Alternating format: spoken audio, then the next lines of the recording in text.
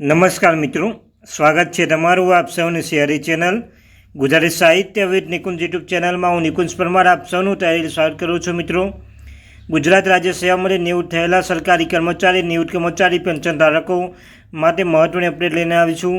સાથે સાથે તેમના માટે આ ચેનલ પર ઉપયોગી બનશે. મિત્રો, તો અમને આ ચેનલ પર સરકારી કર્મચારી, નિવૃત્ત કર્મચારી પેન્શન ધારક બાબતે પગાર, પેન્શન, ડીએ, ડીઆર, એચઆરએ અન્ય કોઈ પણ અપડેટ આવી હર એક અપડેટ આપણી ચેનલ પૂરત કરવામાં આવશે.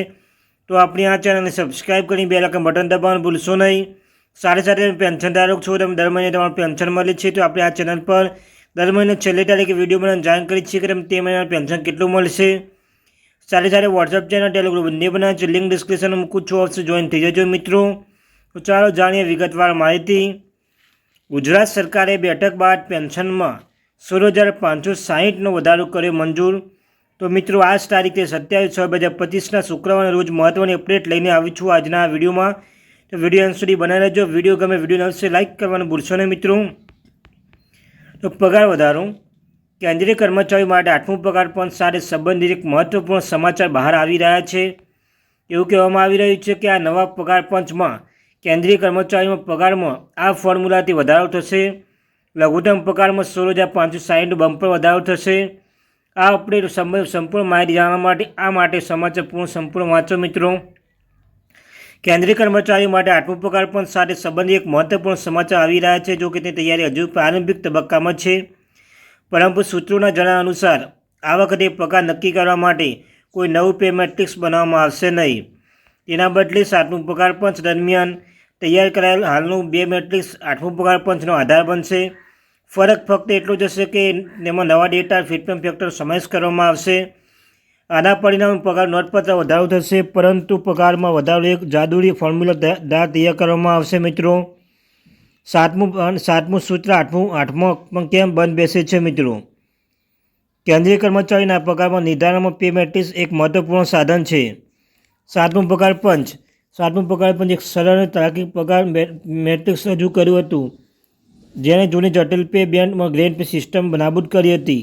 હવે એ સમાચાર 8મું પગાર પંચના નવીનતમ અપડેટ કદાચ કોઈ નવું પગાર પંચ પે મેટ્રિક્સ બનાવવામાં આવશે નહીં. તેના બદલે 7મું પગાર પંચ હાલમાં પગાર મેટ્રિક્સના આગળ ધપાવી શકાય છે. 7મું પગાર પંચ દરમિયાન તૈયાર પગાર કરાયેલ 18 સ્ટેમ્પ પગાર મેટ્રિક માળખું ડૉક્ટર આઇક્રોઇડ ફોર્મ્યુલા પર આધારિત છે. આ વખતે આ મેટ્રિક્સ ફક્ત ડેટા અપડેટ કરવામાં આવશે, એટલે કે નવું ફિટમેન્ટ ફેક્ટર, સુધારેલ લઘુત્તમ વેતન, ડો એક્રોઇડ જાળવી સૂત્ર. 7મું પગાર પંચ પગાર મેટ્રિક્સમાં ડો વોલેસ એક્રોઇડના સૂત્ર પર આધારિત છે. આ સૂત્ર સરેરાશ ભારતીય પુખ્ત વયના લોકોની પોષણ જરૂરિયાતો આધારે લઘુત્તમ પગાર નક્કી કરે છે. આ લઘુત્તમ પગાર આધારે પગાર મેટ્રિક્સના 20 સ્તર વિકસાવવામાં આવે છે. પગાર મેટ્રિક્સનું મૂળભૂત માળખું સમાન રહેવાની સંભાવના ન હોવાથી હવે મુખ્ય ધ્યાન ફિટમેન્ટ ફેક્ટર પર છે. ફિટમેન્ટ ફેક્ટર એક ગુણાંક છે જેના દ્વારા હાલના મૂળભૂત પગારમાં ગુણાંક કરી નવો મૂળભૂત પગાર નક્કી કરવામાં આવે છે. ફિટમેન્ટ ફેક્ટર શું છે? પગાર કેવી રીતે વધશે? મિત્રો, ફિટમેન્ટ ફેક્ટર એટલે ગુણાંક જેના દ્વારા વર્તમાન મૂળભૂત પગાર ગુણાંક કરી નવો પગાર નક્કી કરવામાં આવે છે.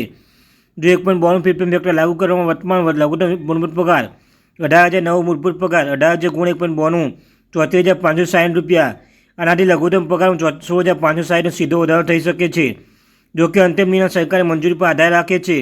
આ ફક્ત મૂળભૂત પગાર છે. મોંઘવારી ભથ્થું, ડીએ, ઘરભાડા ભથ્થું, એચઆરએ, મુસાફરી ભથ્થું, ટીએ અને અન્ય ભથ્થામાં ઉમેરવામાં આવે છે, જે કુલ પગાર વધુ વધારો કરશે. પગાર મેટ્રિક્સ સ્તર મંચ થવાની શક્યતા. 8મું પગાર પંચમાં 8મું પગાર નવીનતમ અપડેટ પણ જોઈ શકાય તેવી બીજું નવીનતમ અપડેટ સ્તરનું મળશે.